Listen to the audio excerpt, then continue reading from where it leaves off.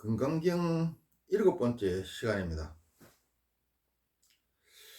건강경 강의를 했는데 보는 사람이 없네요. 그래도 법보시 차원에서 건강경을 갖다가 처음부터 끝까지 기록으로 남길 생각입니다.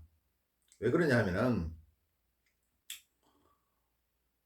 3, 40년 전에 그 법의 시를 갖다가 이어받아서 다시 뿌려야 되겠고, 또 스님이 이해하는 건강경, 스님이 강의하는 건강경하고 또 일반인들이 이해하는, 신도들이 이해하는 건강경, 또 신도들이 강의하는 건강경, 이거에 대한 비교도 한번 해야 될 것 같고, 그리고 소림사의 스님들만 무술 잘하는 거 아니죠. 그리고 대승불교는 어떻게 만들어졌습니까? 개혁적인 일부 스님하고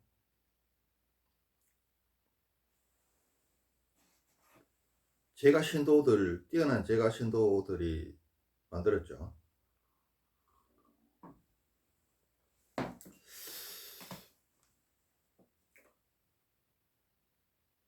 오늘은 이제 깨달음의 단계, 수행의 단계에 대해서 건강경에서 설명하고 있습니다. 수다원, 그 다음 사다함, 그 다음 아나함, 그 다음 아라함. 아라한에 대해서는 좀 많이 들어봤는데 다른 거는 처음이죠. 이제 아라한이 발전된 게 대승불교에서 보살이라 그럽니다.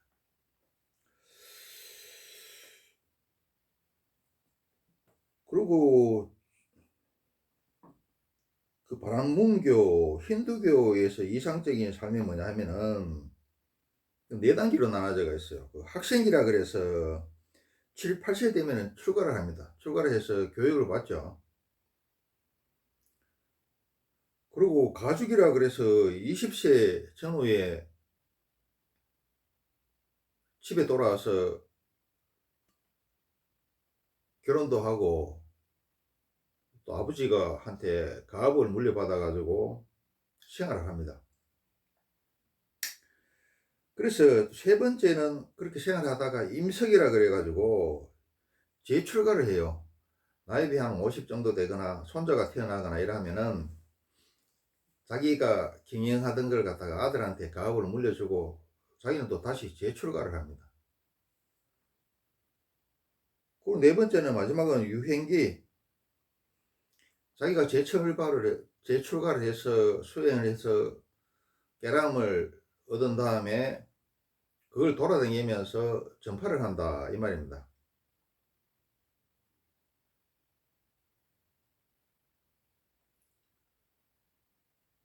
우리도 은퇴 후에 이런 생활을 한번 해보면 괜찮을 것 같아요. 그냥 전원주택에서 무료하게 시간만 보낼 게 아니라.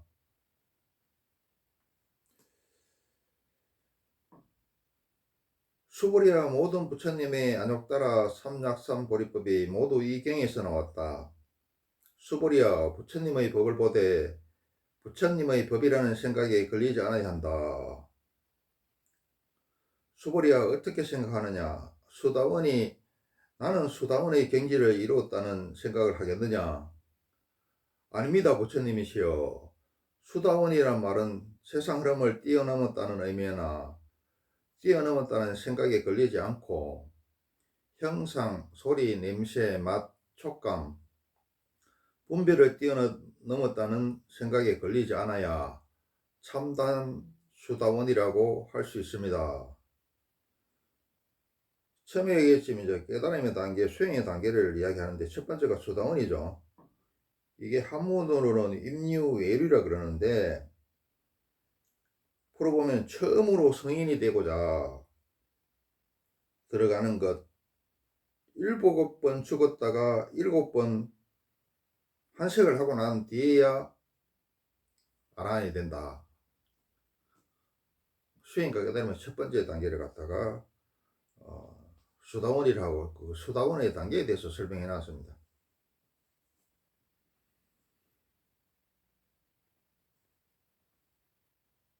그럼 이제 아는 단계에 대해서 저번 시간에 한번 설명을 했는데 자꾸 이야기하면은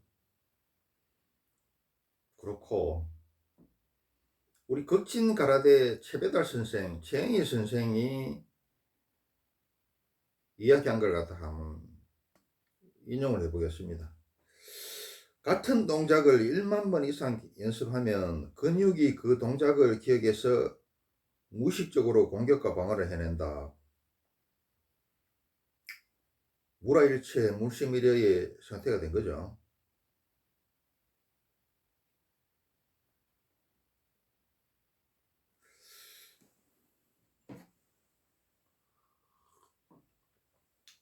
그리고 두 번째 단계는 그 사다함에 대해서 설명합니다.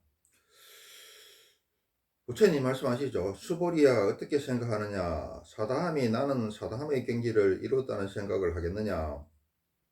아닙니다. 부처님이시여. 사다함이란 말은 한 번 갔다 오면 성불한다는 의미나 한 번 갔다 오면 성불한다는 생각에 걸리지 않아야 참된 사다함이라고 할 수 있습니다. 이게 이제 또 사대함을 또 왕래라 그래요. 한 번 욕계의 육천에 오르고 한 번 인간에 돌아왔다가 곧 아라원이 된다는 그런 단계입니다. 그러니까 3, 40년대 전 영천은에서 동관 스님이 강의하신 말 중에 생각이 나서 인용을 해봅니다.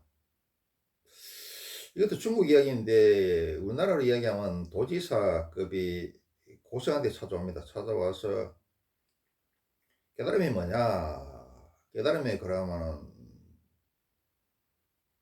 효과가 뭐냐, 어떤 차이가 있느냐 이렇게 이야기하니까 호리병 속에 갇혀있는 들어가 있는 물 같은 물이 또 표주박 속에, 표주박은 조만하죠, 들어있는 물, 저 구름이 되어 하늘에 떠서 자유롭게 돌아다니는 저 물, 그 차이라고 이야기합니다. 호리병 속에 갇혀있는 물, 조그만 물도 조그마한데 호리병 속에 사방팔방에 갇혀가 있고 갇혀있죠. 그 다음에 나은 단계는 표주박 속의 물. 표주박은 뚜껑은 열려있지만 위로 뚜껑은 열려있지만 물이 조그만하죠.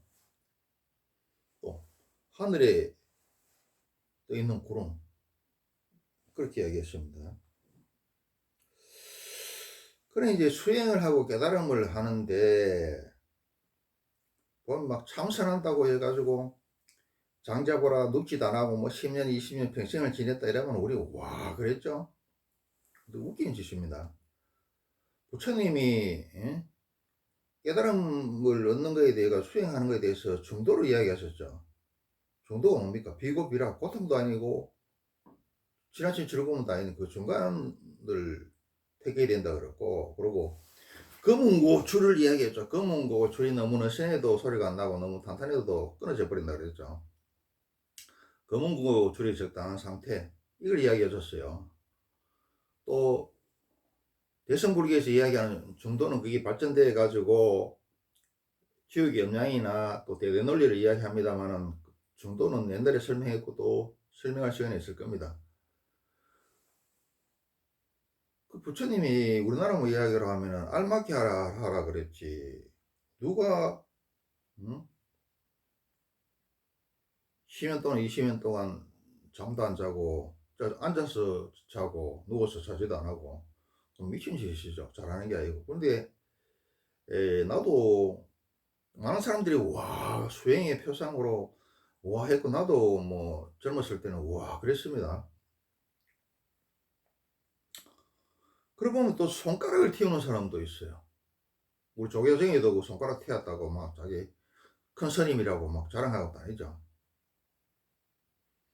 그리고 요새는 국어책에 나오는지 모르겠는데 우리가 학교 다닐 때에 국어 교과서에 등신불이라고 나옵니다. 자기 몸을 갖다가 봉지로 칭칭 감고 거기다가 기름을 갖다가 계속 아침 저녁으로 밟아 가지고 냉주돼 가지고는 막 거기다가 불을 붙이죠. 자기 몸을 공양을 하죠. 그것도 와 우리 그랬죠. 참 대단한 불심이고 진짜 '이런 사람이 부처다. 저 정도는 해야 되지 않느냐.' 막 이런 식으로 이야기를 했죠. 그게 대단하다고 구구책에 그게 실려 있은 겁니다. 그런데 공부를 해 보니까 그 미친 짓입니다. 누가 부모한테 물려받은 몸을 갖다가 손가락을 태우고 손가락을 태워서 장애인이 되고 자기 몸을 태워서 그렇게 자살을 합니까? 고통스럽게. 미쳤던. 그런 말이 있죠. 그 해인사에서 누가 이름을 이야기를 못 하겠어요. 스님은 지금도 살아 계신데 그 양반이 법당에서 손가락을 다비를 했다 이거야.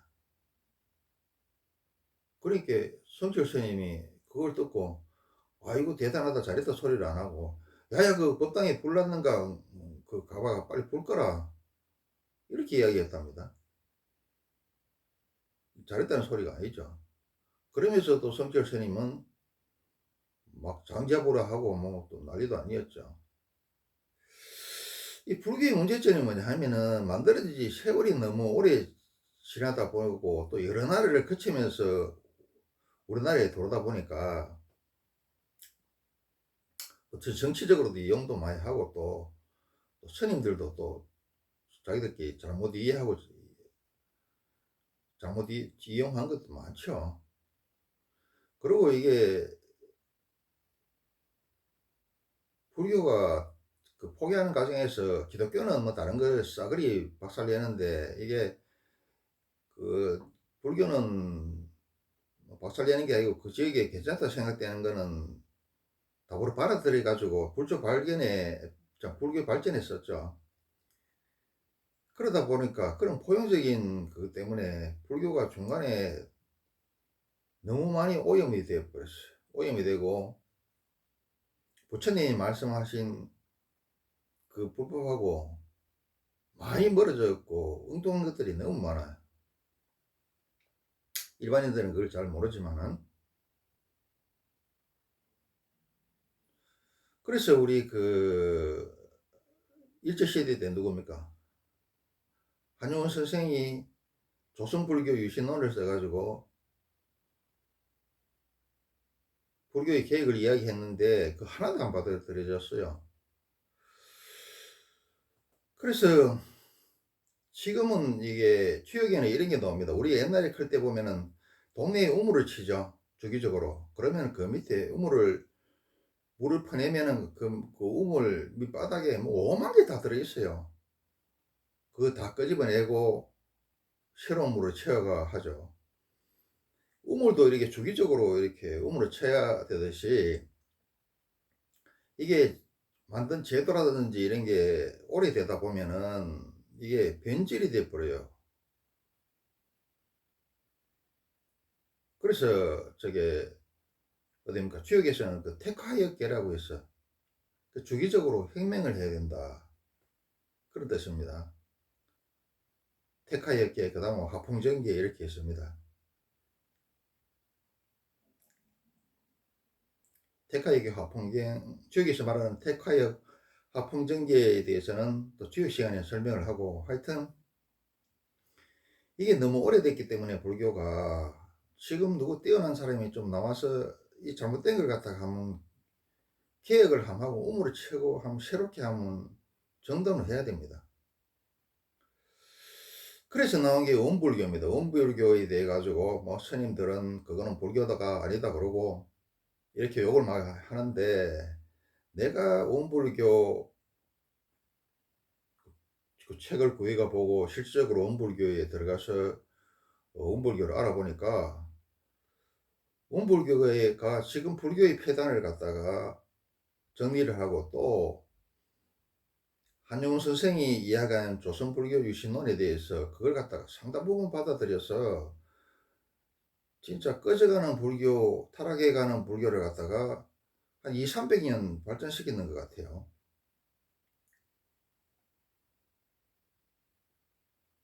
그래서 여러분들은 막 손가락 다비하고 이런 거 막 장자부라 하고 어?